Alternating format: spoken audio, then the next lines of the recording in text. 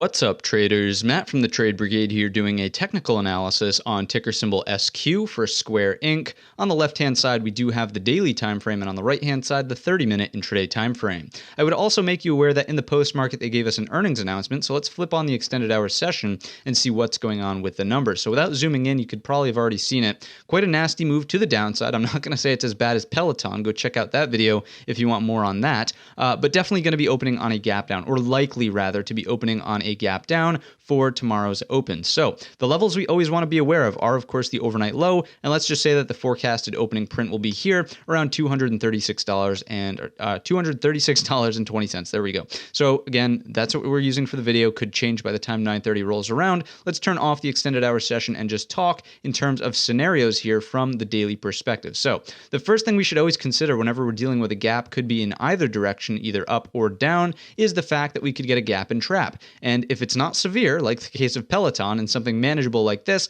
basically the way this unfolds is if we open here, fail to attract new sellers that take out the overnight low and trade back higher through the open, basically anyone who piled on short here should start to cover, and we get a move that actually fills the gap overhead. You also get people jumping in who say, wow, this is on sale, maybe the move is going to be higher. That's essentially why the gap and trap works. So up and over 236 puts into play the low of the day here at 244.50, we'll call it for round number's sake. That is also going to tie in quite closely with the daily 200 SMA. Okay, so that's the green line on my charts here on the left-hand side. That is scenario number one for the gap and trap. The gap and go is consequently the exact opposite. So we open here, find acceptance down here, there are sellers, and then we break the overnight low to take us into the next obvious daily area of support, which just so happens to be to our left. So if we take a look at this area here, 226 is that number. And what do we see about this gap, right? So certainly this is about the same distance as something like this. So in my estimation, Square could make either of these moves tomorrow,